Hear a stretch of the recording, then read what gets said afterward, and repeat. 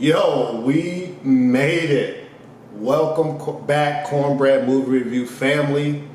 We are back with part 4 of the series of the year so far to me, man. 2021, we starting this thing off right. We're here for Exterminate All the Brutes. This is part 4. Part 4 of the series. Last video. We made it. You give yourself a pat on the back.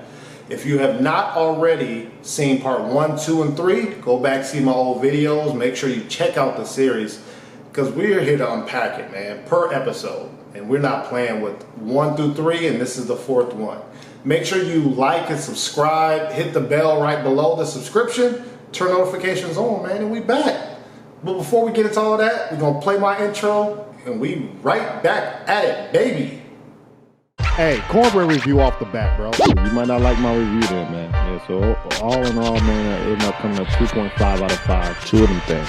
Yeah. 5 out of 5 cornbreads for the cornbread review. What you think? Yo, so once again, this is episode 4 of Exterminate All the Brutes. This show is rated R. Yes, this is rated R. If you've been following me 1, 2, and 3, you know why it's rated R. Things get real. This show is also on HBO Max. So, just in case you miss it, or other ways you can watch it, but it's on HBO Max. And the film is filmed by Raoul Peck. So, good job to you, man. We're going to get into it. But episode 4, I like how they start off with a Christopher Columbus joke. I'm not going to say the joke because I want you to watch the episode, and we're here to review it. All I'm going to say is facts. Facts to the joke. It's crazy, man. I don't understand it. But this time, this episode covers European settlers. So if you follow me for the first couple episodes, I'm going to give you some stats that he says and maybe his opinion, but I'm going to mix in my opinion as well. So one thing that I've noticed too, that, you know, we live in America, man. He said that the new European settlers, the ones who really didn't have much money, but they were here, they didn't know what to do. They didn't know who to become, right? They left their old country. They're trying to here to make a better life for themselves or create a new country, but they didn't know who to be like. So they were on horses like the Native Americans. They wore their clothes, ate their foods, obviously probably learned some of their dances. So they had to learn from the Native Americans on how to cope with this new location. But they didn't want to be Americans at all. I mean, they didn't want to be Native Americans, right? Not at all. And I find that funny because we still deal with that today. You know, it's a lot of TikTokers and all those people out there who, you know, it was a comedian that said, hey, everybody want to be black till it's time to be black, right? So it's kind of, we deal with that now in society, that everybody wants to emulate how it is to be African-American male or female, doing all the culture, dances, clothes, slang, everything like that. But when rubber hits the road, bro, they don't want to be that, you know. So it's just strange that even when Europeans came over here to this new world, air quotes, it's already existed, but new world, you know, they had to adapt to those type of environments, clothes, transportation, foods, things like that, but they try to extend themselves away from being Native American. So there's something to think about, man. I'm glad that is thought about, you know. Raoul Peck also talked about Osama Bin Laden, man. Osama Bin Laden. He doesn't sneak away in this series as well. But it's one thing that I have to do a better job with, right? So he brought up Osama Bin Laden, and then the code name for the Osama Bin Laden for the SEALs and military and the president, the code name was Geronimo, right? So to me, on the outside looking in, I'm just thinking Geronimo is a verb, right? It's just when you do something crazy or jump out of a plane, people say, or something falls down, you say Geronimo, you know. So I just think it's a saying, or like I said, a verb, right? But that was a real person. I mean, I have to do better in this with these sayings, you know, like the last Mohicans, just casual American pop culture sayings. I have to do a better job of trying to dig and see, was that a real person? What's the real root meaning of that? So Geronimo was a real person out there, and then Raoul Peck talks about this, but Geronimo wasn't playing no games, bro. He was a Native American through and through. they tried to kill every white person, European, that they could, right? Because they're like, man, y'all killing our people, so we're going to do the same. So they weren't playing with Geronimo, man. They tried to get him out of here. And so that code name, the White House never discussed why they made the Osama Bin Laden code name Geronimo. So that's still unanswered, but you know, you can kind of put pieces together on this is an individual who's killing ours, so we gotta get rid of him. And then speaking of Native Americans, you know, it's sad, bro. It's sad. It's not too many people left. I mean, if you look at the laws that happen in the U.S., like it said, California had a law and gave you money to kill Indians. Kill Indians. It was like $5 a head and 50 cents a scalp. So if somebody killed the Indian and, you know, didn't take off his head, you took off his scalp, that's some money right there, man. And it's crazy that that's in California, man. Like, this isn't, we gotta do better, man. We gotta do better. Obviously, we're a little bit better because there's no bounties on people's heads that's legal. But to even know that was America at one point, it's sick to my stomach. And they Raoul Peck also identified the Second Amendment, man. What? Come on. Why was it created? And he talked about the stat of why the Second Amendment was created and who benefits the most, right? And he said like 70% of white males own guns and multiple guns, or in the NRA and things like that. And he's like, that's by design. That's not on accident or just a coincidence, right? It's so that they can bear arms in a mass amount, which I don't know how much protecting your house you can do, you know. 1 or 2 guns, you should be good. They got bunkers of guns, each person, you know, especially here, you know, I'm in Atlanta, so I don't get it, but the laws were built so that those individuals can obtain those weapons and others can. So, like I said, Raoul Peck covers a lot of things in episodes 1, 2, and 3, and definitely 4, man. We went out with a bang on this one. Picking cotton, bro. Picking cotton. I'm going to read you this stats.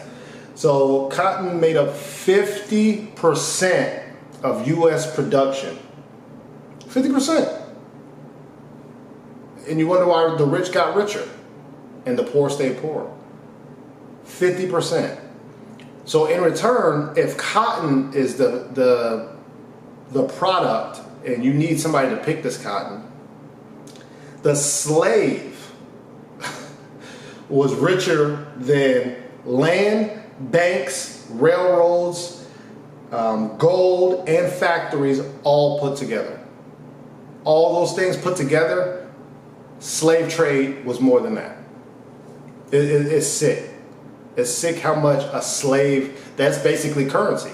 You know, that was money before, that was credit. A good credit score, how many slaves you got? That's a good credit score right there. Thomas Jefferson, which I did not know this, and this makes me sick to my stomach. Thomas Jefferson once sold 150 slaves to build a house. Say that with me.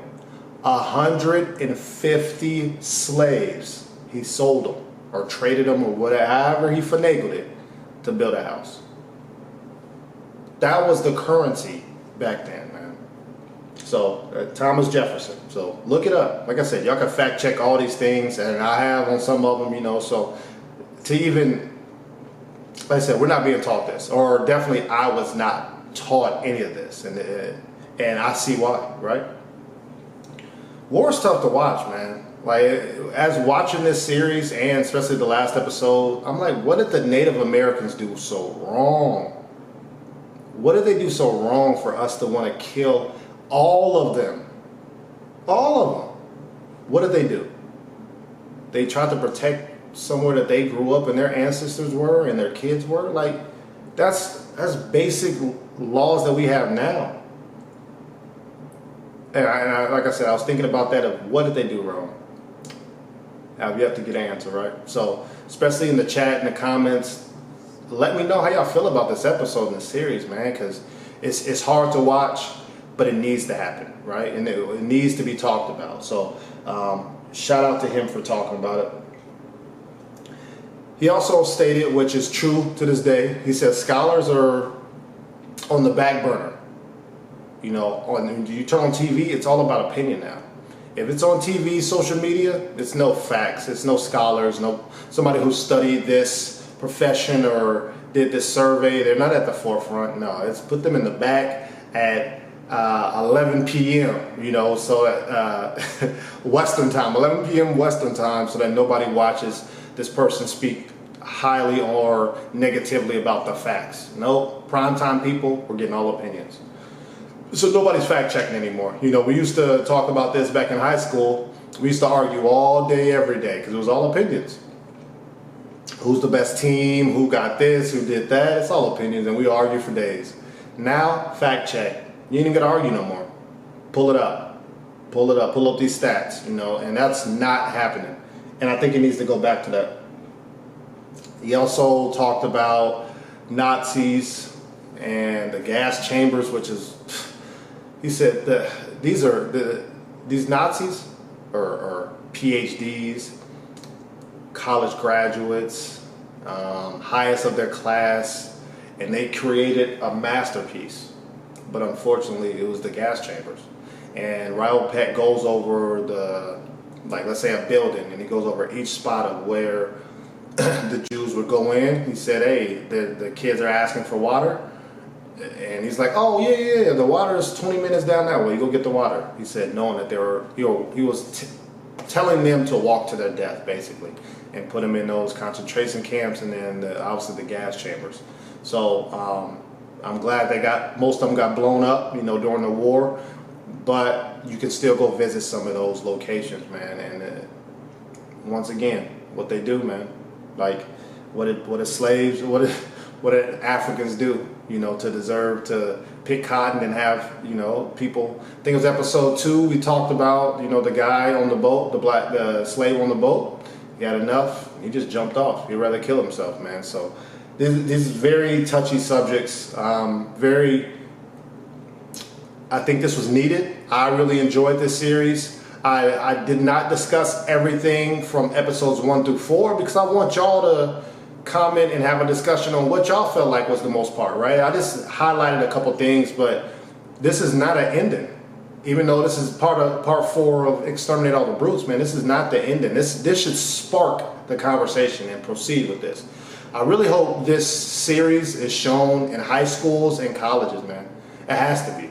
So that's what I put to you guys. Get this show out there so that conversation, that dialogue will start, because how can we get better if we don't know our past? And not the past that was written, but the real past. Once again, right? Raoul Peck said, hey, everybody got history, but it's really only one history, right? Doesn't mean that just because that person won the war, they're telling the right history. They're just going to tell their side so they don't look as bad or try to dehumanize you, or you're the brute, right? That's the kicker right there, you know? That's the reason for using that term, brutes. So let me know what y'all think. If I was off on some things, like I said, let me know what I left out. Your favorite part of the series. Was it 1, 2, 3, or 4? Or what's your favorite scene? Talk to me, because I'm here. Like I said, we're going to talk about other Cornbread Movie reviews, other series and TV shows and movies, but I got to clap it up. Clap it up. Right, okay. Good job. I hope you won some awards. Excellent depiction of the world, where we've been, and how can we get better. So thank you guys again. Subscribe, share, let me know what you think. Like the video, please, and come back, man. I'm not going nowhere. Come back. I love y'all. I'll holler at y'all next time. Peace.